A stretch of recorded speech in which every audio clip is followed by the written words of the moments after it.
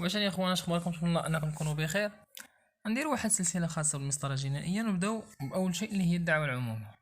اذا شنو هي الدعوه العموميه؟ اذا الدعوه العموميه هي نوع خاص من الدعاوى يقوم فيها المجتمع باقتضاء حقه المنتهك بسبب ارتكاب الجاني لفعل او ترك يجرمه القانون. يعني ان الدعوه العموميه هي من المجتمع كيرفع واحد الدعوه بسبب واحد الجاني دار واحد الفعل ولا ترك واحد الفعل كيجرمه القانون. المهم هي الدعوة التي يعني تثار باسم كافة أفراد المجتمع، هدفها المطالبة بتطبيق مقتضيات القانون الجنائي على المجرم. دابا حنا عرفنا شنو هي الدعوة. الدعوة هي واحد الدعوة كيقوم فيها المجتمع لتنتهك الحق ديالو بسبب واحد الجاني، سواء هذاك الجاني قام بفعل أو ترك عن فعل كيجرمو القانون. المهم هاد الدعوة تثار باسم كافة أفراد المجتمع، وهدفها المطالبة بتطبيق مقتضيات القانون الجنائي على المجرم. لهذه الغاية أوجب المشرع ضرورة التقيد بمجموعة من الإجراءات. دابا حنا نجيو ديريكت ونشوفو الطبيعة ديال الدعوة. إذن طبيعة الدعوة هي الطلب الموجه من الدولة إلى القاضي بواسطة جهازها المختص في اتهام ضد المتهم. حنا غادي في القدام غادي نعرفوا شكون هو الجهاز المختص في اللي كيحرك هاد الدعوة. المهم الطبيعة ديالها هي أنها طلب موجه من الدولة للقاضي بواسطة جهاز مختص ضد المتهم بارتكاب فعل مخالف للقانون الجنائي ومعاقب عليه بمقتضاه. وعلاش ترفعت الدعوة؟ من أجل إقرار ما للدولة من سلطة في معاقبة المتهم. إذن الدور الأساسي والحقيقي لهذه الدعوة العمومية هو السعي للكشف على الحقيقة وإقرار حق الدولة في العقاب حسب ما التي جات به المادة الثانية من قانون المسطرة الجنائية. يعني أن الدور الأساسي للدعوة العمومية هي السعي للكشف عن الحقيقة. الدعوة العمومية كتبين لنا الحقيقة، يعني كنقوموا بواحد الإجراءات باش نعرفوا الحقيقة ونعرفوا هل فعلا هذاك الجاني هو اللي قام بالجرم ولا ما قامش به. حتى لو كان قام به، واش كاين ظروف تشديد أو ظروف تخفيف؟ علاش؟ باش الدولة تقوم بالإقرار ديال العقاب ديالها. وهذا الشيء جات به المادة الثانية من قانون المسطرة الجنائية. المهم هادشي هذا هو الأصل. بالنسبة لخصائص الدعوة العمومية، أنا راني حاولت أنني نعطيكم داكشي ملخص، ولا ركزتي معايا راه غادي تفهم حتى لأقصى درجة. خصائص الدعوة العمومية: أول حاجة كتجلب في العمومية. يعني شنو؟ يعني أن هاد الدعوة العمومية كتباشرها النيابة العامة كهيئة قضائية، يعني هي من الدولة، النيابة العامة من الدولة وكتحرك الدولة. يعني العمومية تباشرها النيابة العامة كهيئة قضائية، وكذلك كتسمح للمتضرر أنه يقوم بالبدء في إجراءاتها. يعني مثلا وقعت واحد الجناية، هنايا النيابه العامه ديريكت كتحرك الدعوه العموميه. في حال ما حركتش النيابه العامه راه كيمكن المتهم هو يحرك الدعوه العموميه، غير انه هو كيرفع ديك الدعوه صافي راه كتولي دعوه عموميه، وكتولي النيابه العامه هي اللي متبعه هذيك الدعوه. المهم السماح للمتضرر من اقرار او عفوا من رفع هذيك المتضرر من الجريمه من ابداء الاجراءات ديالها، يعني هو اللي يبدا الاجراءات ديالها. وهنا شنو كيبين لنا؟ بان هذيك الخاصيه ديال العموميه، يعني هنا كيبين لنا بان هذيك الخاصيه ديال العموميه مرتبطه بصاحب الحق في الدعوه لا بصفه القائم بتحريكها. يعني هذاك الشخص اللي حرك لنا الدعوه العموميه راه مرتبطه به هذيك الدعوه، ومن ثم كلما بلغ لعلم النيابه العامه او بطريقه اخرى، يعني باي طريقه ساقط النيابه العامه الاخبار ارتكاب فعل مخالف للقانون الجنائي ومعاقب عليه بمقتضاه، وجب عليها تحريك دعوى عمومية نيابة عن دولة التي تملك حق العقاب وليس نيابة عن المتضرر.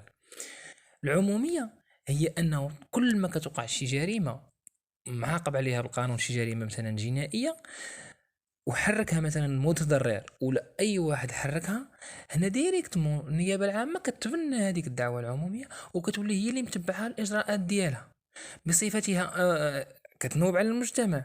يعني نيابة عن الدولة التي تملك حق العياب، عفوا حق العقاب. يعني أن النيابة العامة ولا كتنوب على الدولة، اللي الدولة عندها غير حق العقاب، ما عندهاش تنوب على المتضرر، في حين أن النيابة العامة عندها الحق أنها تنوب على المتضرر وما عندهاش الحق في العقاب. وإلا رديتوا البال أنه في المداولة دائما كيقول أننا نطالب بأشد العقوبات. إذن هي غير كطالب النيابة العامة، ما عندهاش حق أنها تقرر. شكون اللي غادي يقرر؟ هو القاضي. إذن خاصية الدعوة العمومية أن أول خاصية عندها أنها كتجلى في العمومية. علاش؟ أنها هي سواء كتحرك الدعوة العمومية أو كيحركها الطرف المتضرر، هي كتبنى هذيك الدعوة العمومية، وأنها هي كتنوب عن الدولة التي تملك حق العقاب، ولا وليس لها، عفوا، وليست لها نيابة عن المتضرر.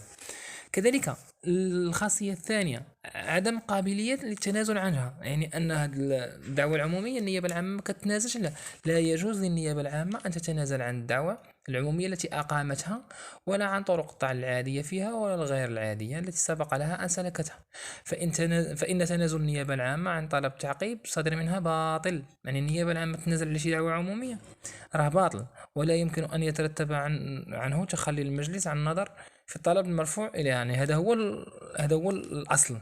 لكن يمكن الخروج عن هذا المبدأ في الأحوال التي نص عليها المشرع في قانون المسطرة الجنائية، في القانون الجنائي وبعض القوانين، بحال مثلا إيقاف سير الدعوة بملتمس بالنيابة العامة في المادة 372 من قانون المسطرة الجنائية، عفوا.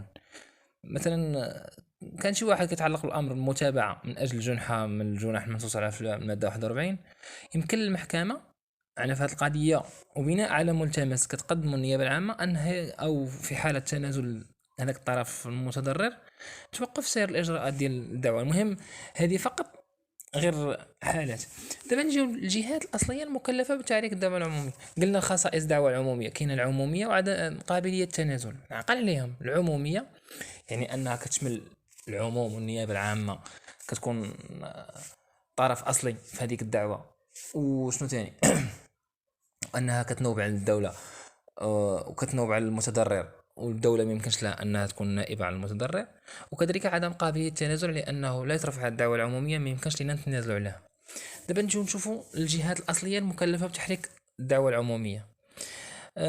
المادة 2 من قانون المسطرة الجنائية حدات لينا شكون اللي غادي يحرر الدعوة العمومية. حنا نشوفوا هنايا إذا المادة 36 من قانون المسطرة الجنائية كتقول لك أنه في النيابة العامة، إذا من المميزات العضوية للقضاء الجنائي فهي تتدخل كطرف عمومي، يعني كطرف أصلي يمثل المجتمع. يعني الدعوة العمومية كتدخل في النيابة العامة كطرف أصلي كيمثل المجتمع، بحيث يتصرف بموضوعية يضمنها عدم دفاعه عن مصلحة ذاتية أو أنانية، وتعتبر خصما محايدا يتقيد بضميره للدفاع عن الصالح العام، مما يجعل منها خصما شريفا يسعى لتطبيق القانون سواء بالتماس البراءة أو بالتماس الإدانة. إذن هاد الدعوة العمومية كتبناها النيابة العامة. القضاة ديال النيابة العامة هما اللي كيبقاو يحركوا فيها، وكيبقاو رادين ليها البال على أساس أنهم طرف أصلي، يعني محايدين، ماشي أنهم